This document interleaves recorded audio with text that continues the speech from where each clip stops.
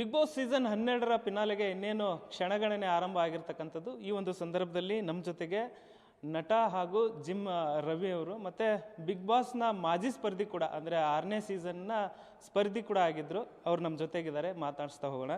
So ಮೊದಲೇದಾಗಿ big boss season 12 ಎಷ್ಟು ಅಂದರೆ ನೋಡ್ತಾ ಇದ್ದೀರಾ, ಯಾವ ರೀತಿ ಕ್ರೇಜ್ ಅನಿಸ್ತಾ ಇದೆ, ಹೇಗೆ ಅನಿಸ್ತಾ ಇದೆ ನಿಮಗೆ? ನಮಸ್ಕಾರ ಸ್ನೇಹಿತರೆ.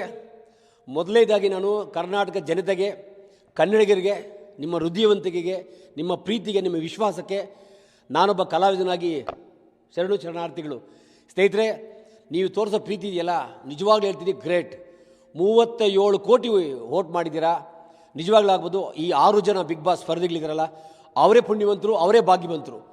ಕನ್ನಡಿಗರ ಎಲ್ಲ ಪ್ರೀತಿನೂ ಹೊತ್ತು ಕೊಡ್ತಾ ಇದ್ದಾರೆ. ಪಬ್ಲಿಕ್ ಟಿವಿ ಮುಖಾಂತರ ನಾನು ಮನವಿ ಮಾಡ್ಕೊತಾ ಇದ್ದೀನಿ ಎಲ್ಲ ವೀಕ್ಷಕರಿಗೆ, ನಿಮಗೆ ನನ್ನ ಕಡೆಯಿಂದ ಧನ್ಯವಾದಗಳು. ಸ್ನೇಹಿತರೆ, ಇಷ್ಟೇ, ಕನ್ನಡಿಗರು ಕಲಾವಿದರನ್ನ ಪ್ರೀತಿ ಮಾಡಿದ್ರೆ ಯಾವ ಮಟ್ಟಕ್ಕೆ ಬೇಕಾದ್ರೆ ಪ್ರೀತಿ ಮಾಡ್ತಾರೆ. ನಾವು ಅಪ್ಪು ಸರ್ ನೋಡಿದ್ದೀವಿ, ಡಾಕ್ಟರ್ ರಾಜ್ಕುಮಾರ್ ಅವರು ನೋಡಿದ್ದೀವಿ, ಇವಾಗ ಬಿಗ್ ಬಾಸ್ ಸ್ಪರ್ಧೆಗಳು ನೋಡ್ತಾ ಇದ್ದೀವಿ. ಕನ್ನಡಿಗರಿಗೆ ಎಲ್ಲ ಕಲಾವಿದರು ಒಂದೇ ಥರ ನೋಡಿದ್ದೀರಾ. ನಿಜವಾಗ್ಲೂ ನಾನಂತೂ ತುಂಬ ಖುಷಿ ಪಡ್ತಾ ಸ್ನೇಹಿತರೆ.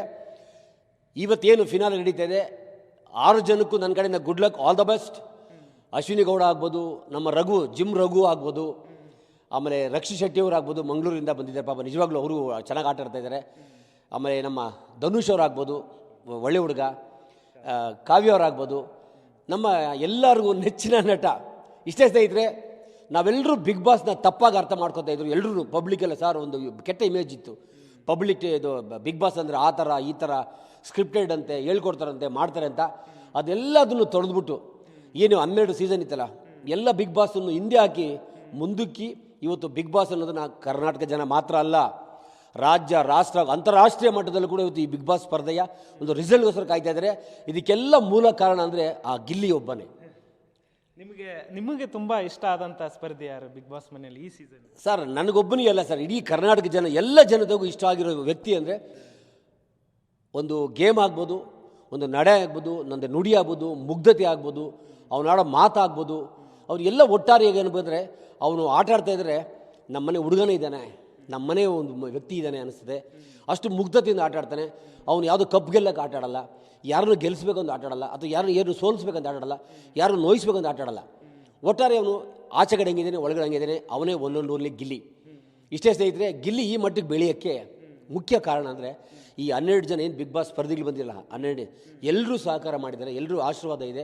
ಇವಾಗೇನು 6 ಜನ ಬಂದಿದ್ದಲ್ಲ, ಅವ್ರ ಸಹಕಾರ ಕೂಡ ಇದ್ದಿದ್ದರಿಂದ ಇವತ್ತು ಗಿಲ್ಲಿ ಈ ಮಟ್ಟಿಗೆ ಬೆಳೆಯೋಕ್ಕೆ ಸಾಧ್ಯವಾಯಿತು. ಯಾಕೆಂದರೆ ನಾನು ಇವತ್ತು ಲಾಸ್ಟ್ ಮೊನ್ನೆ ಕಾರ್ ತೊಗೊಂಡು ಎಲ್ಲ ಸುತ್ತಾಡ್ತಾ ಇದ್ದೀನಿ ಸ್ನೇಹಿತರೆ.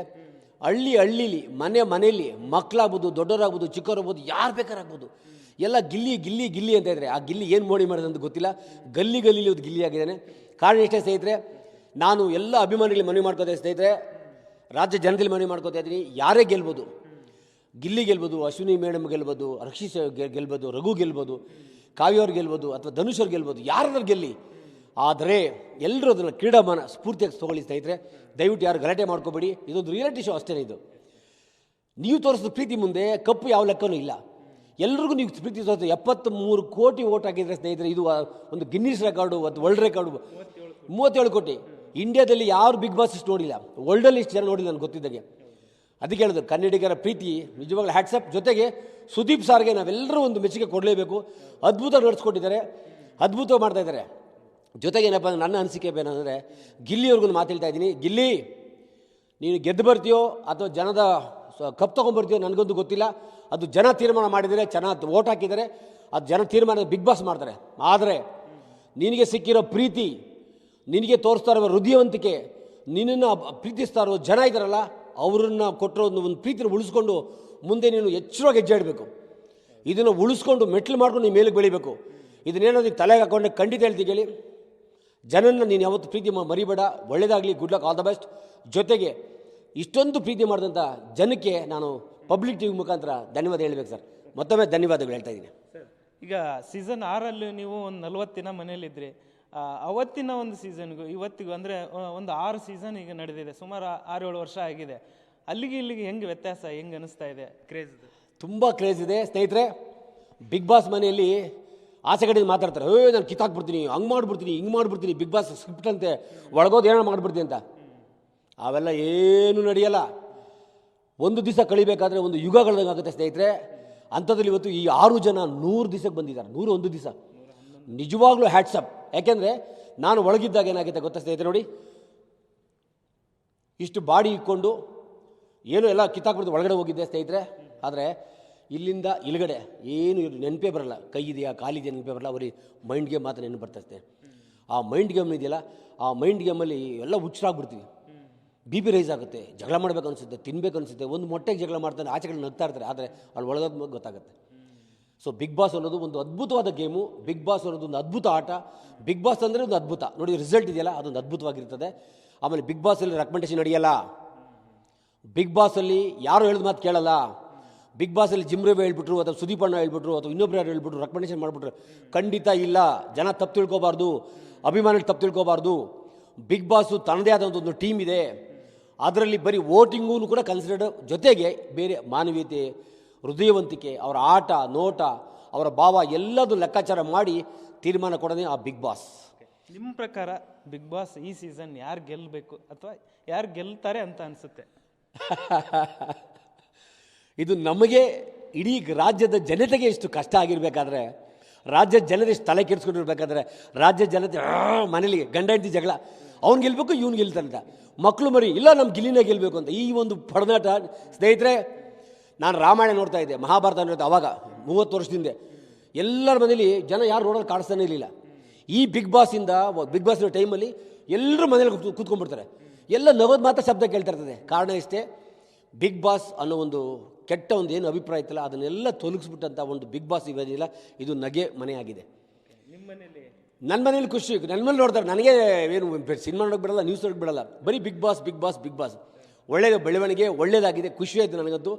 ಕನ್ನಡ ಜನತೆ ಪ್ರೀತಿ ಮಾಡೋದು ಏನು ಬೇಕಾದ್ರೆ ಮಾಡ್ತಾರೆ ಸ್ನೇಹಿತರೆ. ಜೊತೆ ನೀವು ಒಂದು ಮಾತು ಕೇಳಿದ್ರಿ, ಬಿಗ್ ಬಾಸಲ್ಲಿ ಯಾರು ಏನು ಆಚರಣೆ ಮಾಡೋದಾಗಲ್ಲ ಸ್ನೇಹಿತರೆ. ಬಿಗ್ ಬಾಸ್ ಮೇಲೆ ಯಾರು ಹೋಗ್ತಾರಲ್ಲ ಅವರೇ ಅದೃಷ್ಟವಂತರು, ಅವರೇ ಪುಣ್ಯವಂತರು, ಅವರೇ ಭಾಗ್ಯವಂತರು. ಅಂದ್ರೆ ನಿಮ್ಮ ಮನೇಲೂ ಅಂದರೆ ಕಾಂಪಿಟೇಷನ್ ಶುರುವಾಗಿದೆ, ಅವ್ರು ಗೆಲ್ತಾರೆ ಇವ್ರು ಗೆಲ್ತಾರೆ ಅಂತ ಮನೇಲಿ? ಖಂಡಿತ. ನನ್ನ ಮನೇಲಿ ನನ್ನ ಹೆಂಡತಿ ಜ್ಯೋತಿ ಅಂತ 2ನೇ ವಾರಕ್ಕೆ ಡಿಸೈಡ್ ಮಾಡಿದ್ಲು, ಗಿಲ್ಲಿ ಗೆದ್ದೇ ಗೆಲ್ತೇನೆ ಅಂತ. ಗೆದ್ದಿನೇ ಗೆಲ್ಲಬೇಕು ಅಂತ. ಯಾಕಂದರೆ ಅವನೆಲ್ಲ ಒಂದು ಆ ವರ್ಚಸ್ಸಿತ್ತು, ಆ ತೇಜಸ್ಸಿತ್ತು, ಆ ಮುಗ್ಧತೆ ಇತ್ತು, ಆ ಭಾವನೆ ಇತ್ತು. ಅವನು ಗೆಲ್ಲೋಕೆ ಎಲ್ಲ ಒಂದು ಯುದ್ಧಕ್ಕೆ ತಯಾರಿ ಮಾಡ್ಕೊಂಡು ಬಂದಂಗಿತ್ತು. ಅದಾದಮೇಲೆ ನಾನು ಬಿಗ್ ಬಾಸ್ ನೋಡ್ತಾ ಇರಲಿಲ್ಲ. ಸೊ ನಾನು ಹೆಂಡತಿ, ನನ್ನ ಮಕ್ಕಳು, ಫ್ರೆಂಡ್ಸ್ ಎಲ್ಲ ಮಾತಾಡೋದು ನೋಡಿ ನಾನು ಬಿಗ್ ಬಾಸ್ ಸ್ಟಾರ್ಟ್ ಮಾಡಿದೆ. ನಿಜವಾಗ್ಲೂ ಹೇಳ್ತೀನಿ, ಈ ವರ್ಷ ಈ ಸೀಸನ್ ಬಿಗ್ ಬಾಸ್ ಇದೆಯಲ್ಲ, ಹ್ಯಾಟ್ಸಪ್. ಸುದೀಪ್ ಅಣ್ಣ ನೀವು ನಡೆಸ್ಕೊಟ್ಟಿದ್ದಕ್ಕೂ ಖುಷಿ ಆಯಿತು. ಜೊತೆಗೇನಪ್ಪ ಅಂದರೆ, ನಾನು ಎಷ್ಟೋ ಎಲೆಕ್ಷನ್ಸ್ ನೋಡಿದ್ದೀನಿ, ಎಷ್ಟೋ ಒಂದು ಕಾರ್ಯಕ್ರಮ ನೋಡಿದ್ದೀನಿ, ಎಷ್ಟೊಂದು ಫಂಕ್ಷನ್ ಹೋಗಿದ್ದೀನಿ, ಊರಬ್ಬ ಅದು ಬೆಂಗಳೂರು ಕಾರ್ಗ ಎಲ್ಲ ನೋಡಿದ್ದೀನಿ, ಮೈಸೂರು ದಸರಾ ನೋಡ್ಬಿಡ್ತೀನಿ. ಆದರೆ ಈ ಒಂದು ಬಿಗ್ ಬಾಸ್ ಬಂದಿರೋಷ್ಟು ಕ್ರೇಜ್ ಇದೆಯಲ್ಲ, ಇಂಡಿಯಾದಲ್ಲ ವರ್ಲ್ಡಲ್ಲೂ ಯಾವುದೇ ಪ್ರೋಗ್ರಾಮ್ ಇಷ್ಟೊಂದು ಇಲ್ಲ. ಈ ವರ್ಷ ಅದು ಹ್ಯಾಟ್ಸಪ್. ಜೊತೆಗೆ ಇವ್ರ ಅಭಿಮಾನ ಬಳಗ ಉಳ್ಕೊಂಡಿದೆಯಲ್ಲ, ಅಶ್ವಿನಿ ಮೇಡಮ್ ಆಗ್ಬೋದು, ರಘು ಅವರಾಗ್ಬೋದು, ಧನುಷ್ ಅವರಾಗ್ಬೋದು, ರಕ್ಷಿತ್ ಶೆಟ್ಟಿ ಅವರಾಗ್ಬೋದು, ಮತ್ತು ಎಲ್ಲ ಇವರು ಈ ಒಂದು ಟೀಮ್ ಇದೆಯಲ್ಲ, ಇವ್ರಿಗೆಲ್ಲ ಸಪೋರ್ಟ್ ಮಾಡ್ತಾ ಇರಲ್ಲ ಕನ್ನಡಿಗರು. ಅವರಿಗೆ ನನ್ನ ನಾನೊಬ್ಬ ಕನ್ನಡಿಗನಾಗಿ, ಕಲಾವಿದನಾಗಿ ನಿಮ್ಮನ್ನ ಧನ್ಯವಾದ ಹೇಳಲೇಬೇಕು. ಕಾರಣ ಇಷ್ಟೇ, ನೀವೆಲ್ಲರೂ ಸಪೋರ್ಟ್ ಮಾಡಿದ್ದೀರಾ, ಎಲ್ಲರೂ ಗೆದ್ದಿದ್ದಾರೆ. ಆದರೆ ಸೋತಿರೋರು ಯಾವುದು ದುತ್ರಿಕೆ ಇಡಬೇಡಿ, ನೀವು ಆಲ್ರೆಡಿ ಗೆದ್ದಿದ್ದೀರಾ. ಇಲ್ಲಿ ಬಂದಾಗ ನೀವು ನೆಲೆ ಕಂಡುಕೊಳ್ಳಿ, ನೀವು ಗುರಿನ ಮುಟ್ಟಿಯನ್ನು ಮಾತನ್ನು ಹೇಳ್ತಿದ್ದೆ. Thank you sir, thank you so much. ಒಳ್ಳೆಯದಾಗಲಿ ಸರ್. ಒಂದು ಒಳ್ಳೆ ಮಾತು ಹೇಳಿದ್ರಿ, ಗಲ್ಲಿಯಲ್ಲಿ ಗಿಲ್ಲಿ ಅನ್ನೋದು ಸೂಪರ್ ಆಗಿರತಕ್ಕಂಥ ಒಂದು ಮಾತು ಹೇಳಿದ್ರಿ. ಸೊ ಅದೇ ರೀತಿಯಾಗಿ ಎಲ್ಲರೂ ಕೂಡ ಈಗ ಏನಂದರೆ ಬಿಗ್ ಬಾಸ್ ಫಿನಾಲೆ ಮೇಲೆ ಎಲ್ಲರ ದೃಷ್ಟಿ ನೆಟ್ಟಿರ್ತಕ್ಕಂಥದ್ದು. ಇನ್ನೇನು ಕೆಲವೇ ಕ್ಷಣಗಳಲ್ಲಿ ಯಾರು ಬಿಗ್ ಬಾಸ್ ವಿನ್ನರ್ ಆಗ್ತಾರೆ, ಯಾರು ಕಪ್ ಎತ್ತಾರೆ ಅನ್ನೋದು ಕೂಡ ಆಚೆ ಬರಲಿದೆ. ಕ್ಯಾಮ್ರಾ ಪರ್ಸನ್ ಸಚಿನ್ ಜೊತೆ ಧನು ಎಲ್ಗಾಜ್, ಪಬ್ಲಿಕ್ ಟಿವಿ, ಬೆಂಗಳೂರು.